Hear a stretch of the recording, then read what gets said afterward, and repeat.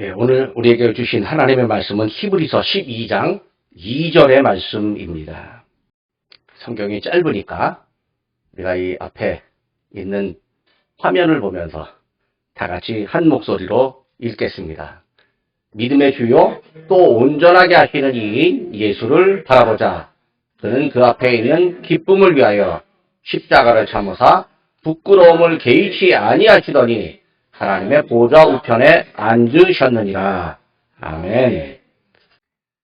오늘부터 우리는 약 10주간 동안 히브리서 12장 2절 말씀으로 은혜를 나누려고 합니다. 약 2달 반 정도 걸린다고 하면 됩니다. 제가 이 본문을 10주간의 시리즈 설교의 본문으로 정한 이유가 있습니다. 먼저는 이 본문을 통해서 우리는 예수님을 더 잘 알게 됩니다. 예수님을 더 자세히 알게 되고 또 더 깊이 알게 됩니다. 즉 예수님을 믿는 믿음이 한 단계 도약하게 될 것을 기대하고 있습니다. 푸른 초장교회로 예배의 처소를 옮겨서 신앙생활을 하게 된 분들에게 어떻게 하면 우리 예수님을 더 잘 소개할 수 있을까를 고민하다가 제가 예수님을 더 잘 알도록 안내하는 이 본문을 정해서 10주간 시리즈 설교를 기획하게 되었습니다. 한 주간의 설교가 좀 길지도 모릅니다. 근데 가능하면 한 편의 설교를 한 30분 정도에 끝내려고 합니다. 지난 주간 제가 설교를 40분 했는데 우리 딸아이가 갑자기 배가 아픈데 자꾸 시계를 보는데 설교가 안 끝나더라고. 그렇게 말하더라고요. 아멘이라고 말하는 건 빨리 끝내라고 하시는 말씀인데, 예. 어쨌든 30분 내외로 끝내려고 하는데, 설교가 길면, 도중에 30분 정도 되면 딱 끊을 수도 있고, 아니면 제가 오늘 보충 자료를 드렸잖아요. 이 보충 자료가 원래 설교에서 하려고 하는 내용인데, 저거 다 하면 50분까지 걸려갖고, 집에 가서 읽어보시라고 제가 보충 자료를 드렸습니다. 히브리서 12장 2절 본문만 가지고요. 10주간 설교하는 게 저도 쉬운 일이 아니고 또 여러분 모두 함께 이게 아주 어려운 얘기까지 막 깊이 파고 들어가야 되니까 듣는 것도 쉬운 일이 아닙니다. 그런데 하나님의 말씀을 깨닫는 건 성령께서 지혜를 주실 때 하는 거예요.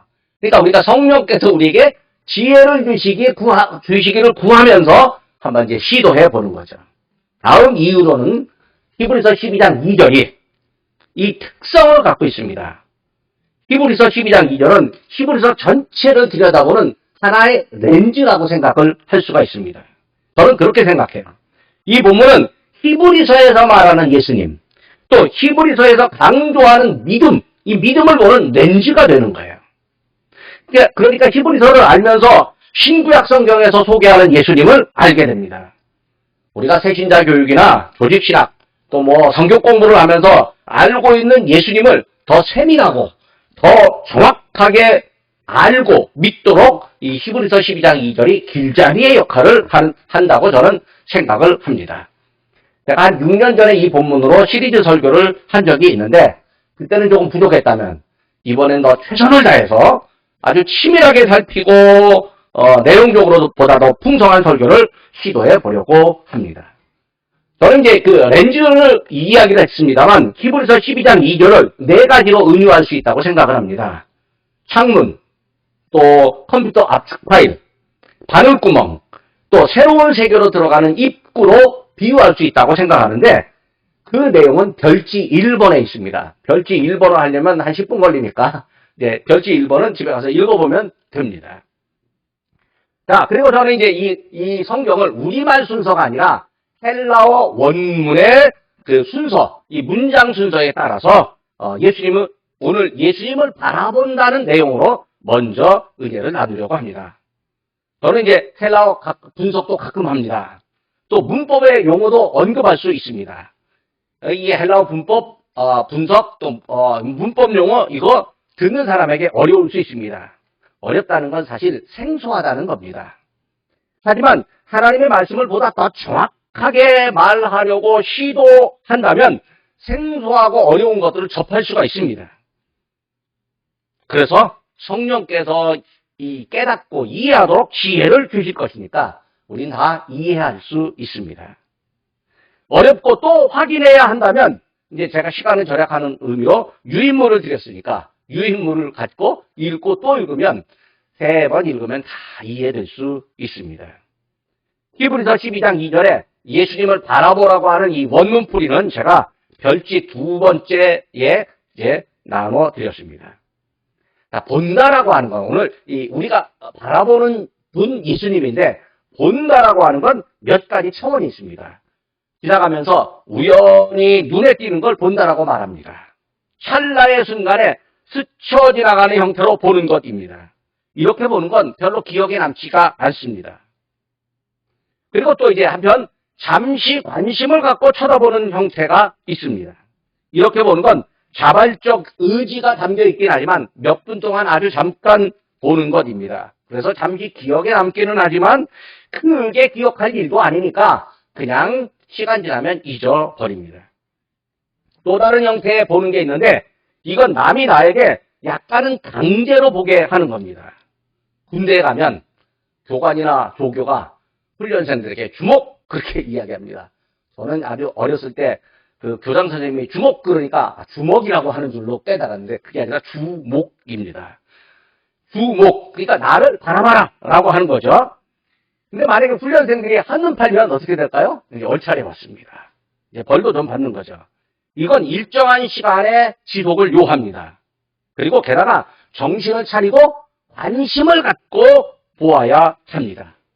그래야 앞에서 말한 내용을 기억하고 행동할 수 있습니다. 그러니까 이제 설교 시간에 여러분이 저를 바라보는 것은 이 3번째 차원입니다. 그런데 4번째 차원, 마지막에 본다라고 하는 건 아주 장기적이고 인생의 핵심 가치를 담고 미래와 삶을, 상황을 보는 것을 의미합니다. 자나깨나 보려고 하고 자주 보거나 아예 시선이 고정되어 있는 행위여서 보는 겁니다. 이게 이 부모님이 아기를 보는 것들. 이게 이 아침에 일어나면 아기 보고 싶고, 우리 딸아이가 직장 생활하는데 마감 시간이라고 지금 4일째 집에 못 들어오고 있는데, 보고 싶습니다. 이게 뭐냐면 바라본다라고 하는 개념은 바로 여기까지 포함되어 있습니다. 본문에서 표현된 바라본다라고 하는 용어를 영어 성경을 보니까 fix one's eyes on, look onto 뭐 이렇게 표현을 했는데 시선이 고정되어 있다라고 하는 거죠. 눈빛이 딱 고정되어 있다는 거죠. 히브리서 기자가 예수님을 바라보라 이렇게 말했다면 예수님께 우리의 눈빛과 시선이 고정되어 있어야 된다. 그 말입니다. 자, 그러면 이제 우리가 더 깊이 알고자 하는 예수님을 바라본다는 것에서 우리는 예수님의 마음과 바람, 또 관심이, 우리를 향한 관심이 어떠한지를 알 수가 있습니다. 첫째는 우리는 어떤 신앙으로 나가야 하는지 깨달을 수 있는데 이미 우리가 아는 바처럼 예수님은 우리에게 당신을 바라보라, 늘 바라보기를 원하십니다. 그리고 온 인류에게 누구든지 예수님은 당신을 바라보기를 원하고 계십니다. 히브리서 기자가 예수님의 뜻을 알았으니까 자 우리 모두 예수님을 바라봅시다 이렇게 말하고 있는 거죠. 아니, 이미 예수님을 바라보기 시작했고 지금 현재 예수님을 바라보는 중입니다. 나 혼자만이 아니고 우리 모두가 다 예수님께 시선이 고정된 사람, 시선이 꽂혀서 사는 중입니다. 우리의 눈이 예수님께 꽂혀 있습니다. 그러니까 앞으로 바라보자라고 하는 것이 아니라 지금 바라보고 있는 것입니다. 그러니까 바라보라 라고 하는 건 지금 안 바라본다라고 하는 의미가 살짝 담겨 있는데 바라보고 있는 중입니다라고 하면 지금 바라보고 있는 거예요.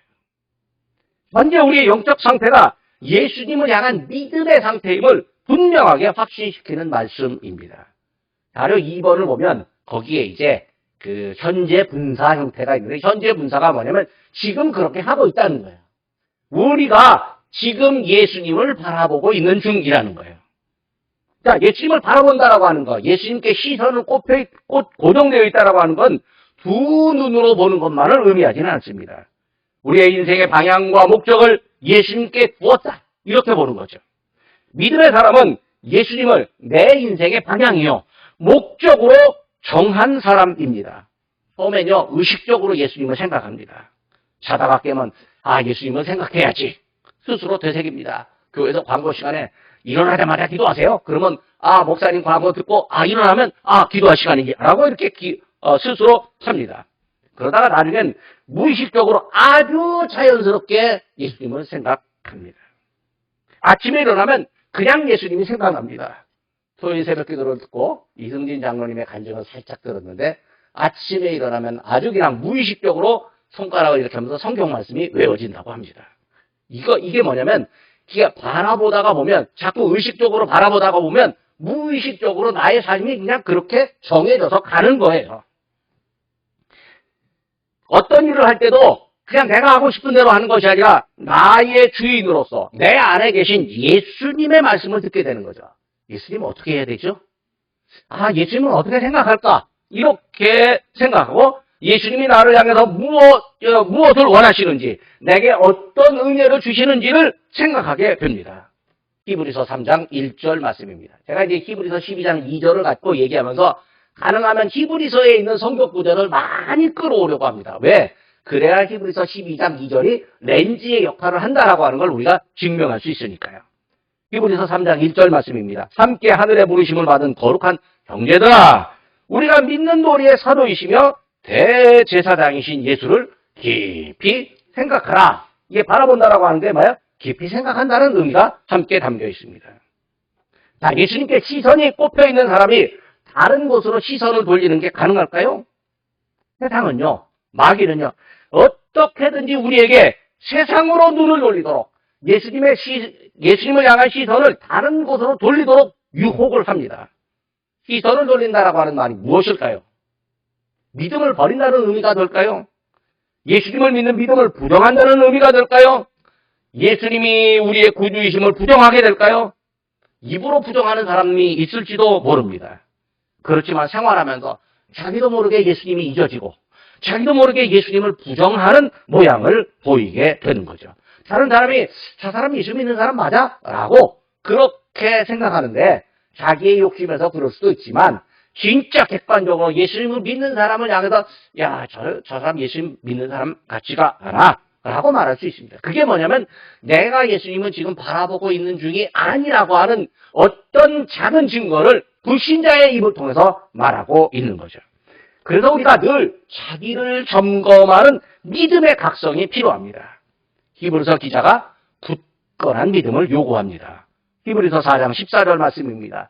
우리에게 큰 대제사장이 계시니 승천하느니 곧 하나님의 아들 예수시라. 우리가 믿는 도리를 굳게 잡을지어다. 그러니까 믿는 도리를 굳게 잡는다. 이것이 또 주님을 바라본다는 의미입니다. 자, 두 번째로 우리가 예수님을 바라봅니다. 그런데 내가 예수님을 바라보고 있는 중인데 그 이전에 사실은 예수님이 먼저 나를 바라봐 주셨습니다. 내가 예수님을 믿기 전에 예수님께서 나에게 당신을 보여주셨습니다. 예수님이 우리를 바라보고 계십니다. 예수님이 우리를 바라보신다는 그 말씀은 우리를 지키시고 돌봐주신다는 의미입니다. 예를 하나 들어보겠습니다. 어린이가 놀이터에 놀고 있습니다. 엄마가 벤치에 앉아서 아이를 보고 있습니다. 자, 아이를 보는 엄마가 이제 뭘 하고 있을까요? 아이에게 안전하게 놀아라. 야, 잘 놀아라. 위험해. 조심해야 돼. 이렇게 말하고는 핸드폰을 열심히 쳐다보고 있을까요? 그러다가는 아이에게 사고가 납니다. 엄마는 아이의 노는 모습을 이렇게 보면서 잘 논다. 아이고 우리 애기 이쁘다. 박수를 치면서 그렇게 칭찬하기도 하고 위험한 곳으로 가면 잠깐 가지마. 이렇게 말하기도 합니다. 아이가 위험하다 싶으면 막 쫓아가서 붙잡기도 합니다. 그러니까 엄마의 시선이 아이에게 고정되어 있는 거죠. 그러면 이제 놀이터에서 노는 아이는 어떻게 할까요? 아이 집하고 막 뛰어놀까요? 물론 그렇기는 합니다. 근데 아이도 놀다가요, 가끔 엄마가 벤치에 앉아있는지 확인해 봅니다. 엄마가 거기서 앉아있는 걸 확인하고 계속 놀아요. 만약 엄마가 그 자리에 없다는 걸 알게 되면 아이가 어떻게 할까요? 그때부터 불안합니다. 울기도 합니다. 아이고 우리 엄마 어디 갔냐? 집에 있는 것 없다 하고 집에 간다고 놀이터를 벗어났다가 길을 잃어버리기도 합니다. 우리 예수님은요, 방금 예를 든 엄마처럼 우리를 바라보고 계십니다. 엄마는요, 피곤하기도 하고 잠시 졸기도 하고 또 무료하면 스마트폰을 들여다보기도 하고 때로는 옆에 앉은 엄마하고 대화를 하기도 합니다. 하지만 우리 하나님, 우리 예수님은 그렇게 하지 않습니다. 시편 121편 4절 말씀입니다. 이스라엘을 지키시는 이는 졸지도 아니하시고 주무시지도 아니하시도다.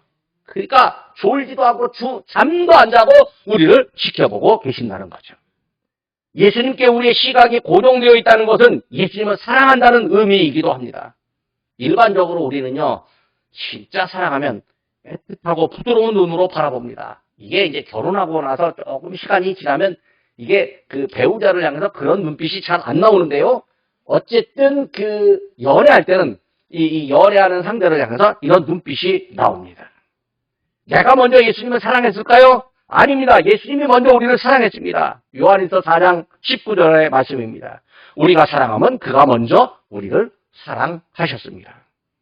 누가복음에 보면 예수님이 여리고를 지나가시는데 뽕나무 위에 삭개오가 앉아서 예수님을 내려다보고 있는 걸 예수님이 쳐다보십니다. 이제 올려다보시는 건데 개역성 한글판 성경에는 우러러봤다 이렇게 말씀을 합니다. 자, 예수님이 어떤 눈빛으로 삭개오를 바라봤을까요? 혹시 이렇게 노려봤을까요? 때려봤을까요? 우리 예수님의 눈빛을 한번 상상해 봅시다. 아마도 그윽한 눈빛으로 삭개오를 바라봤을 겁니다. 우리도 예수님처럼 옆에 분을 그윽한 눈으로 한번 바라보겠습니다. 어떻게 하냐면 눈에는 웃음을 담고 그다음에 입꼬리는 살짝 올라가고 앞니가 또 살짝 보이고 그러면서 만면에 웃음을 띠고 옆에 사람을 그윽하게 한번 바라보겠습니다. 그윽하게 바라볼 때 나의 어떤 마음이 이렇게 느껴지죠? 그게 예수님의 마음이라는 거죠. 옆에 분이 나를 그윽하게 바라보는 그 눈빛으로도 우리의 마음이 막 움직이는데, 우리 예수님이 나를 졸지도 않고 주무시지도 않으면서 나를 크게 바라보신다면, 이건요, 이 감동의 눈물이 폭풍처럼 흐르게 되는 거죠. 우리에게 당신을 바라보기 원하시는 예수님이 우리를 그윽하게 바라보고 계십니다. 예수님은 당신을 바라보는 사람 누구든지 간에 어저께 큰 잘못을 했어도 어젯밤 배우자하고 좀 투닥투닥 해갖고 예배 시간에 나올 때 마음이 좀 막 그냥 안 좋아도 오늘 이 시간 우리 예수님은 우리를 그윽히 바라봐 주실 것입니다. 세 번째로 예수님은 우리가 당신을 바라보도록 표상이 되셨습니다.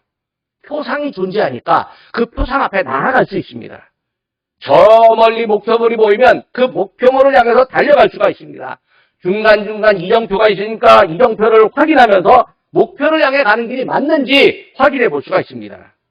예수님이 우리 앞에 표상으로 계시니까 우리는 예수님을 바라볼 수가 있습니다. 사도 바울이 빌립보서 3장 14절에서 이렇게 고백합니다.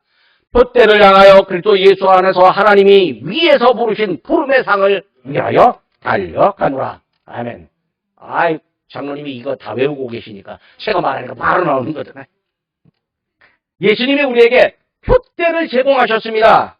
NIV 영어 성경을 보니까 표대는 목표라고 말합니다.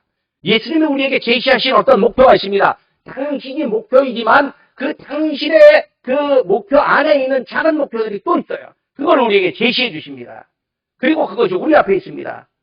더 많은 사람에게 예수님을 바라보도록 안내하는 목표이기도 합니다.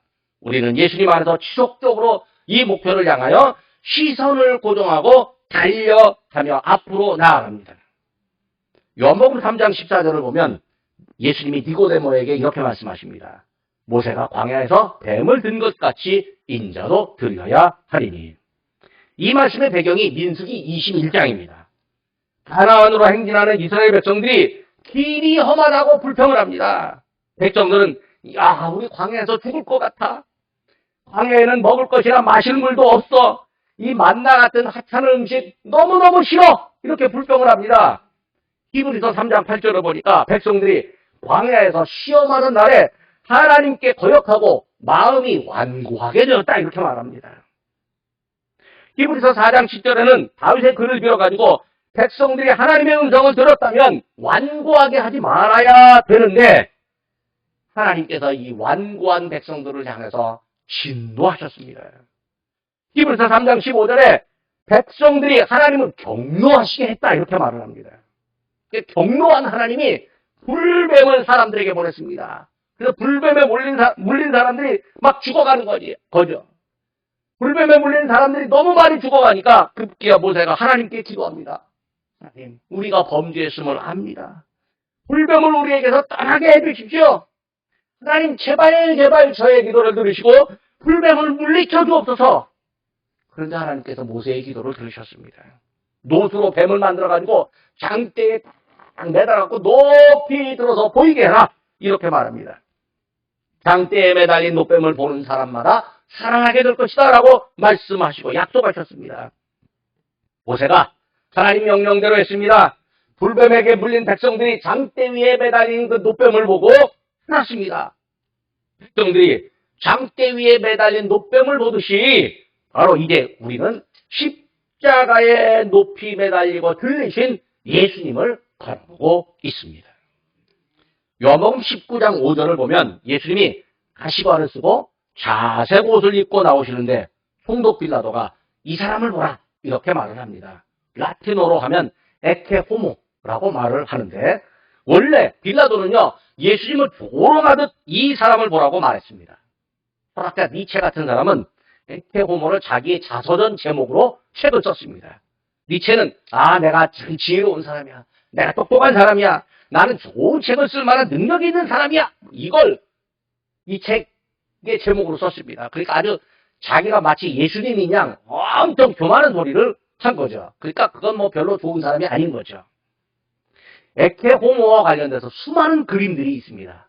그러니까 서양 미술들이 있는데 그림 하나를 보고 감동을 받아가지고 믿음의 일꾼으로 헌신한 사람들이 있습니다. 즉 그림을 본 것이 아니라 그림 안에 있는 예수님, 그림에 담겨있는 그 예수님께 시선이 꼽히고 예수님을 따르는 사람이 되었습니다. 이탈리아의 화가 도메니코 페티가 에케 호모라고 하는 그림을 그렸습니다. 이제 에케 호모만 기억하고 여러분 유튜브에 에케 호모로 딱 치면 여러 그림이 나오게 될 겁니다. 18세기 독일에서 모라비안 공동체를 이끈 진젠도르프라고 하는 사람이 19살 때 뒤셀도르프라고 하는 도시에 가서 이 에케 호모 그림을 보고 내면의 음성을 들었습니다. 그림 안에는 나는 너를 위해 고난을 받았는데 너는 나를 위해 무엇을 주느냐 이렇게 써 있습니다. 이 사람이 이 그림에서 시선을 떼지 못하고 15분 동안 그냥 멈춰서 서 있었다고 합니다. 같이 간 사람들이 빨리 가자고 해서 움직였는데 이 글이 진젠도르프의 양심을 찔렀습니다. 진젠도르프는 이 귀족이었는데 자기가 갖고 있는 특권 이거 포기하고 그 다음에 전도하기 시작한 다음에 모라비안 공동체를 형성하고 유럽을 복음으로 변화시키는 경건주의 운동을 일으켰습니다. 그리고 프란세스 하버간이라고 하는 여성이 또 이 그림을 보고 나서 그 밑에 너희의 몸을 주건만 너 무엇 주느냐라고 하는 문구를 적어놨습니다. 그런데 아버지가 야 너무 좋다. 시로 한번 써봐라. 시를 썼는데 이 시가 뭐야? 내 너를 위하여 찬송가 311장의 그 가사가 되었습니다. 이제 우리는 오늘 설교 마치고 311장을 부르게 될 겁니다. 스페인에 가면 보루하라고 하는 작은 마을, 이 작은 마을에 작은 성당이 있는데 거기에 또 다른 그림 에케 호모라고 있습니다. 근데 이제 어떤 80세 된 할머니가 아마추어 화가가 이게 좀 어떻게 수정한다고 하다가 그림을 완전히 망쳐버렸습니다. 난리가 났습니다. 그런데 그게 이제 매스컴을 타고 이 망쳐진 그림 한번 구경하자고 해갖고 이 스페인 작은 동네 관람객이 폭발적으로 늘었다고 합니다. 더 자세한 이야기는 스페인 미술 전문가인 서영석 목사님에게 나중에 들으면 됩니다. 네? 저분 스페인 미술의 진짜 전문가입니다. 놀랍습니다. 비록 빌라도는 조롱하듯 말하고 사람들은 예수님을 십자가에 못 박으라고 소리쳤지만 우리는 십자가에 달리신 예수님께 시선을 고정하는 예수님이 표상이 되시고 삶의 표대를 주셨다고 믿습니다. 그래서 우리는 히브리서 4장 16절에 말하는 것처럼 은혜의 보좌 앞에 담대히 나아갈 수 있습니다. 또 히브리서 10장 22절에서 권면하는 것처럼 참마음과 온전한 믿음으로 하나님께 나아가자라고 말하고 들을 수 있고 순종하게 됩니다. 네 번째로 예수님은 우리가 당신을 바라보는 것을 기뻐하고 복을 주십니다. 장로님이 육군사관학교에서 학생들을 가르쳤다고 제가 들었는데 맞는지 모르겠습니다. 아니었어요? 하여튼 학생들을 가르친 적은 있을 겁니다. 군대에서도. 또 저쪽 장로님의 큰 따님이 간호사관학교에서 학생들을 가르친 적이 있다고 제가 들었는데 맞는지 모르겠습니다. 저도 대학이나 대학원에서 학생들을 가르친 적이 있고 우리 목사님도 학생들을 가르친 적이 있습니다. 자, 학생들을 가르칠 때 이제 이 학생들의 눈빛을 우리 한번 상상해 보겠습니다. 어떤 학생들은요, 교실에서 이 가르치는 이 교단에 서 있는 이 교수님의 눈을요, 진짜 반짝이는 눈을 가지고 초롱초롱하게 바라보면서 강의를 듣습니다. 게다가 이 학생이 강의 중간에 교수님이 말하면 고개를 끄덕 하고 웃어줍니다. 그럼요, 교수님이 강의하다가 걔만 보이는 거예요, 이제. 그 친구만 보이는 겁니다. 근데 이런 학생은요, 대부분 공부를 다 잘합니다. 교수님이 이런 학생을 어떻게 생각할까요? 관심을 갖고 있다가 기회가 되면 혜택을 주려고 합니다. 교수님의 눈에 들면 성적을 조금이라도 더 잘 받을 수가 있습니다. 그래서 성적장 학생이 될 수가 있어요. 제가 의정부 어떤 작은 교회에서 목사님과 쌍둥이 두 아들에게 이 방법을 가르쳐 줬습니다. 대학에 들어가거든. 그때 이제 감리교 신학대학에 쌍둥이가 둘이 동시에 합격을 했어요. 야, 대학에 들어가거든. 너 강의에 들어가서 교수님을 일단 촘촘하게 쳐다봐라. 어디에 앉느냐면 바로 앞자리면 교수님 이렇게 보니까 안 되고 한 세 자리 정도 앉으면 교수님 눈에 잘 보이는 자리. 거기 앉아갖고 교수님을 바라보면서 끄덕하고 웃어. 일단 그렇게 가르쳐 주셨습니다. 물론 다른 팁도 드렸어요. 얘가 4년 내내 성적장학금 받았습니다. 쌍둥이 둘 다.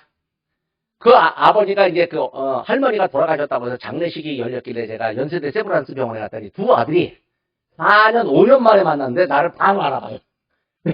장학금 받았으니까. 만약 시험 성적이 낮아가지고 교수님이 원하는 만큼 안 됐다 싶잖아요. 다른 명목으로 장학생을 추천할 기회가 있다면 어떻게 할까요? 그 학생에게 장학금 받도록 추천하게 됩니다. 취업 기회가 있잖아요. 그러면요, 좋은 회사 취업 기회 원서를 바로 추천서 써주게 됩니다. 자, 우리가 학생들에게 기회를 주는 선생님의 마음을 이해한다면 예수님께서 당신에게 시선이 고정된 우리의 마음, 우리 예수님은 어떻게 하실까요? 예수님은 당신을 향해서 시선이 고정된 우리를 하나님께 지켜달라고 간구할 겁니다. 시편 17편 2절에 주께서 나를 판단하시며 주의 눈으로 공평함을 살펴주소서. 8절에 나를 눈동자같이 지키시고 주의 날개 그늘 아래에 감추사. 이렇게 간청합니다. 시편 기자가 생각하는 그 하나님이 우리를 향해서 예수님 바라보는 우리를 향해서 관심을 가져주십니다. 하나님의 눈이 우리의 공평함을 살피십니다. 하나님이 우리를 눈동자처럼 지키시고 당신의 날개 그늘 아래 우리를 이렇게 보호해 주십니다. 예수님이 당신을 바라보는 우리를 위해서 지금 기도해주고 계십니다. 히브리서 7장 25절에 예수님이 항상 살아계셔서 우리를 위하여 간구하십니다. 히브리서 6장 14절에 보면 하나님께서 아브라함에게 복을 약속하셨습니다. 내가 반드시 너에게 복 주고 복 주며 번성하게 하고 번성하게 하리라. 아니, 복 준다라고 한 번만 말씀하시면 될 걸. 왜 두 번씩이나 말씀하세요? 번성하게 될 걸 한 번만 말씀하시면 되지 왜 두 번씩이나 말씀하실까요? 이게 강조예요. 진짜 그렇게 한다고요. 내가 너에게 복 주고 복 주며 번성하게 하고 번성하게 한다. 하나님이 지금 오늘 우리들에게 하시는 말씀입니다. 이런 복이 예수님을 바라보는 우리에게 임할 것입니다. 생애 우리의 작은 실수가 있어도요, 그것으로 우리를 크게 벌하지 않습니다. 그냥 잊어버려 주시기도 합니다. 히브리서 8장 12절 말씀입니다. 내가 그들의 불의를 긍휼히 여기시고 그들의 죄를 다시 기억하지 아니하리라. 그런데요, 여기서 조심해야 될 것은 그럼에도 불구하고 예수님을 향한 시선을 멈추고 아예 외면하는 사람이 있습니다. 믿음으로부터 벗어나는 사람도 있습니다. 어떻게 될까요? 만약 사람이 일부러 시선을 돌리고 예수님을 향한 시선을 외면하고 이제 난 다시는 예수님 안 바라봐. 이렇게 말한 사람이라면 그건 타락한 겁니다. 타락한 사람들을 향해서 하나님이 어떻게 대하실까요? 히브리서 6장 4절부터 6절까지 아주 무서운 말씀이 나옵니다. 한 번 빛을 받고 하늘의 은사를 맛보고 성령에 참여한 바 되고 하나님의 선한 말씀과 내세의 능력을 맛보고도, 그러니까 뭐냐면 신앙의 아주 높은 경지, 깊은 경지까지 경험했다는 거예요. 그런데 그러고도 타락한 자들은 다시 새롭게 하여 회개하게 할 수 없나니 이는 그들이 하나님의 아들을 다시 십자가에 못 박아 드러내놓고 욕되게 함이라. 그러니까 일부러 죄를 짓는 사람, 하나님을 바라보는 사람인데 그걸 멈추고 외면하고 일부러 죄를 짓고 예수님을 한 번 더 십자가에 못 박아버리고 있는 사람들, 이런 사람들에게는 하나님께서 회개할 기회마저도 멈추고 박탈해버린다는 거죠. 하나님을 시험하는 사람이기 때문에 하나님이 그를 용서하시지 않는 거예요. 그러니까 바라보는 축복이 있지만 그 바라봄을 멈췄을 때의 그 멈추는 정도가 아니라 아예 외면해봤을 때의 그 아주 무서운 경고의 말씀도 우리가 함께 기억해야 되는 거예요. 그러면 선택은 당연한 거예요. 바라보고 사는 거예요. 바라보면서 사는 거예요. 그것만이 우리의 인생에 가야 할 길이고 우리 하나님께서 목적하시고 나를 위해 정해놓은 길입니다. 이제 말씀을 요약하고 맺습니다. 우리는 예수님께 시선이 고정된 믿음의 사람들입니다. 우리는 예수님을 깊이 바라보고 깊이 생각하고 믿는 도리를 굳게 잡은 사람들입니다. 우리 예수님이 먼저 우리를 바라봐 주셨습니다. 그리고 어떤 사람이든지 관심을 갖고 바라봐 주십니다. 예수님이 우리에게 당신을 바라보도록 표상이 되어 주셨습니다. 온 인류의 표상이 되셨습니다. 우리는 에케호모, 즉 예수님을 바라보는 사람이고 예수님 덕에 인생의 변화를 경험한 사람들입니다. 예수님이 우리를 향해서 당신을 바라본다라고 하는 것을 알고 계시고 기뻐하고 복을 주십니다. 예수님이 우리를 보호하시며 복을 주시고 또 주십니다. 그래서 작은 실수에도 우리를 긍휼히 여겨 주십니다. 그래서 우리는 사람들에게 우리가 바라보는 예수님 얼마나 좋은지 아세요? 라고 말하는 거예요. 그게 예수님 소개하는 그게 바로 전도가 됩니다. 예수님을 눈빛으로 바라보는 다른 사람이 있는데 너무 살기가 어려워요. 얘가 돈이 조금만 있으면 학교 공부를 할 텐데 아이고 너무 힘들다. 저 예수님 바라보고 있는 저 아이 내가 돕자. 제3세계 아이 도우면 그게 바로 선교가 되는 거예요. 그러니까 우리가 그냥 하는 게 아니라 예수님 바라보고 있는 그 차원에서 우리가 전도하고 선교합니다. 또 선교 과정에서 봉사하게 되는 것도 뭐예요? 예수님 바라보는 것입니다. 전도하고 선교하고 봉사하는 우리는 예수님께 시선이 고정되어 있는 사람들입니다. 자, 이제 다음 시간은 히브리서에서 말하는 예수님을 믿는 믿음이 뭔지를 한번 보려고 합니다. 기도하겠습니다. 저희에게 예수님을 바라보라고 가르치신 하나님 아버지, 예수님을 향해 시선을 고정하기 원하시고 정신의 방향을 이끌어 주심에 감사를 드립니다. 저희가 먼저 예수님을 바라보기 전에 예수님께서 자비하신 눈빛으로 저희를 바라봐 주심에 감사를 드립니다. 저희로 예수님을 바라보도록 예수님께서 표상이 되어 주시니 감사드립니다. 먼저 바라보시고 표상이 되신 예수님이 저희를 향해 예수님을 바라보도록 환경을 만드시고 저희의 마음을 어루만지시며 저희에게 당신을 바라보라고 권면하시니 감사를 드립니다. 예수님을 바라보는 사람들을 붙들어 주시고 복의 길로 인도하심에 감사를 드립니다. 이러한 복의 길을 저희가 걸어갈 수 있도록 은혜의 통로가 되신 예수님의 은혜에 감사를 드립니다. 이 은혜에 감사하여 저희가 예수님을 향해 시선이 고정되어 있는데 저희에게 임한 예수님의 은혜가 더 많은 사람들에게 임하도록 저희를 사용하여 주시옵소서. 예수님께서 따뜻한 시선으로 저희를 바라보심을 사람들에게 알게 하시고 예수님의 따뜻한 시선을 받은 사람들에게 아픔으로부터 치유를 받고 고난으로부터 해방되는 은혜를 허락해 주시옵소서. 저희가 예수님을 바라보는 그 방향을 사람들도 함께 바라보게 하여 주옵소서. 예수님을 외면한 사람들이 세상의 전쟁과 다툼을 일으키고 있음을 저희가 압니다. 세상에서 힘을 가진 사람들에게 먼저 예수님을 바라보는 은혜가 있어야 함을 하나님께 간구합니다. 예수님 앞에 겸손하여서 그들로 예수님이 가지신 따뜻한 눈길을 사람들에게 보이게 하여 주옵소서.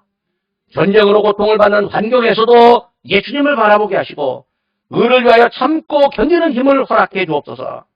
경제적으로 어려움을 겪는 사람들에게 넉넉한 예수님의 마음이 품어지게 하여 주옵소서. 몸과 마음에 아픔이 있는 사람들에게 치유의 예수님께서 찾아와 주시고 고쳐 주시옵소서. 저희에게 당신을 바라보기 원하시는 예수님의 이름으로 기도드립니다. 아멘.